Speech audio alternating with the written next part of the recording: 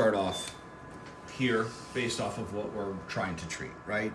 So again, if we hit just this little file folder, we've got some presets that we'll usually go to.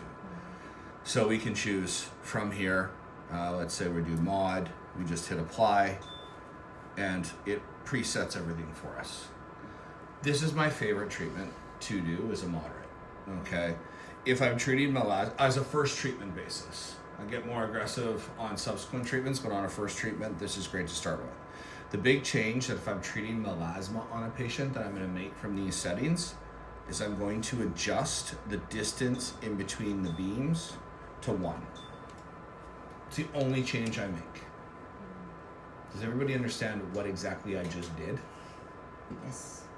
Right, from the, if I had laser paper, I could fire just to show you the difference. But let's go through everything on here, what these look like. Okay, so when you're here, you can choose whatever shape you want, or if you come in and you choose something here, we still have these shapes available to choose.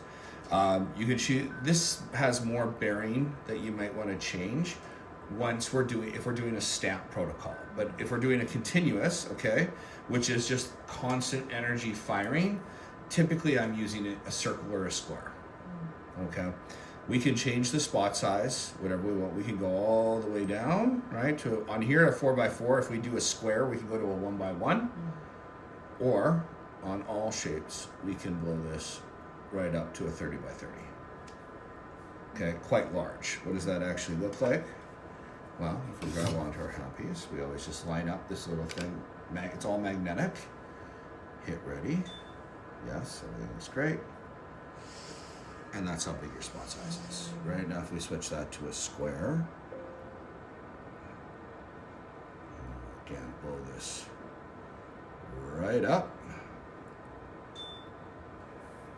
It looks even more impressive on how big that. You can see how quickly you can do an in-motion treatment to cover that speed. You can do a hand in literally 20 seconds, right? Or not even. So, very quick. So let's go back and review everything. So we can choose this shape. Now, I want you to be not in this. We should always have this, which is a random pattern. If we hit this, it literally is doing the energy in a very specific way. It builds the heat too much, especially on a skin type 4. It's okay on skin type 1, 2, and 3, but let's just stay away from that. I never treat it that. I always have it where it's a random scattered pattern. And especially if we're in motion, we want that random scattered pattern. How do I switch in between random or continuous and stamp? Very easy. So continuous, if it's red, it's on. If we want to stamp, we simply just turn that off.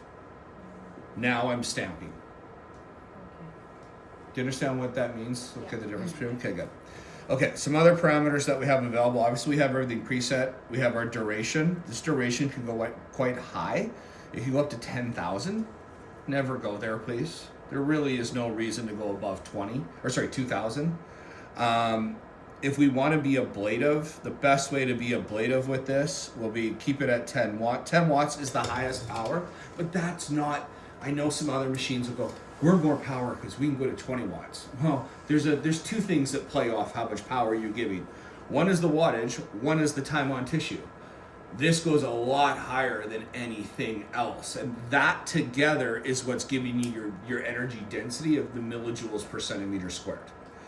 This, right now, we have programmed at 968 millijoules per centimeter squared. This goes to 2.6 million. You will never go there. It's ridiculous, right? How do you do it? So again, if we look at different things, we could go this duration could go up to 10,000. 10 watts is the highest power from a wattage standpoint. Distance, we can control the distance in between, and where you really notice this is if I do a stamp, right? If I just do a pulse, I'm controlling the distance in between each individual beam. And we can go right up to 2 millimeters. Now that pattern is going to look a lot different than if I can take this down to 0.2 millimeters. I can use this as a cutting tool, essentially frying off, if I want to fry off a mole or a skin tag, I'll go into ablative, make it 0.2, and then stack it a couple times. So the overlap, don't get confused with overlap is simply stacking. So if I was to hold this in position, and it's going to hit that exact same spot however many times I have the overlap at. And then of course we have our moving time, which moves